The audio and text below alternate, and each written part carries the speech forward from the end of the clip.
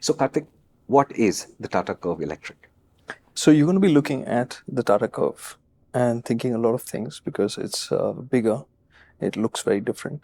And so you think, and it is because of those things, the size being bigger, you'll think that it's in the segment above.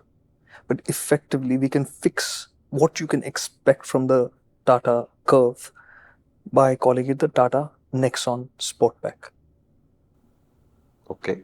By and large, if you've liked the Nexon EV, but thought that it was, too familiar, had been around too long, and needed something fresh and new, well, then the Tata Curvv would be interesting for you.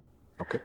But having said that, there are certain strengths of the Nexon which you lose out on with the Curvv. What they are, we'll get to. What is the big step up when you get to the Curvv? Well, there are two things when you compare it to the Nexon. One is the boot. It's a 500-liter boot. So that length that you get of the vehicle, that's the biggest benefit of that, is down to the luggage space that you have. And the second thing is the range. These are the two things on which the Curvv has gone beyond what the Nexon offers and gives you let's say, more flexibility. Luggage space, obviously, and in terms of range, you have now two battery packs. Like you had with the Nexon, you had two sets of battery packs, which gave you different ranges. Here also, it's the same thing. Top spec is a claimed range of 585, which is ARAI. But Tata themselves say that it's good for 400 in the real world. And we'll talk about the range as well. So, does that kind of clarify who is it for? Because I know a lot of people are going to be looking at this and thinking that, hey, this is the step up. Maybe existing Nexon EV owners and thinking, hey, this is the step up. But it's really not a step up. And there are compromises that you'll make compared to the Nexon. When you step from the Nexon into this, there are certain trade-offs that you'll have to deal with.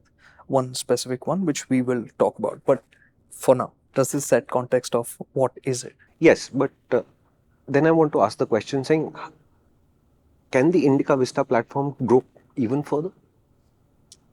So what they are saying is that now you have to de-link the architecture that you think of that way, because this is Acti EV, which came with the punch, right? So they are saying that now what we're using as the floor pan is different. Now let's say if the ICE version, we have to compare it to the ICE version, this has a different floor pan to that. So that would be the most closely related to the Indica Vista. And in terms of that as well, keep in mind that this has a longer wheelbase by 60 mm. So it's a bigger car in that sense. So a lot has changed with that. In terms of how it feels on the inside, how it does a lot of the things, it's very familiar. And which is why I'm going to say that it is a Nexon. And I think for people looking at this, even if Tata has not called it the Nexon, in your head, call it the Nexon Curvv. And so then when you go to experience the car, things will feel better in tune with your expectations. Okay, but to be fair, when BMW did this, X5 didn't become X5 and a half. It became X6. So you're saying it's the same kind of story. Skeleton wahi, body nahi. Okay, one sec. X5 to X6, I don't remember what was the change. They were the same size, right? Yeah, just the roof was changed. Yeah, but this has grown more in terms of length, right? So it's actually physically a bigger car. So it's gone from being a sub 4 meter SUV to a Creta size SUV. So it's gone from a Brezza rival to a Creta rival. So visually, when you see this car, you perceive a difference in size straight away. On paper, like you're not going to help but think about that, right? Because now it's 4.3 meters.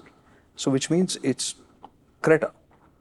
So it should be that experience. It should be that practicality. Understood. So in terms of boot, yes, it's better than anything in that size. Okay. But when you get to experiencing the car on the inside, it's not in the Creta's territory. Understood. Right? Hello. If you enjoyed this clip, which means you're into good conversations, and that's what we're all about.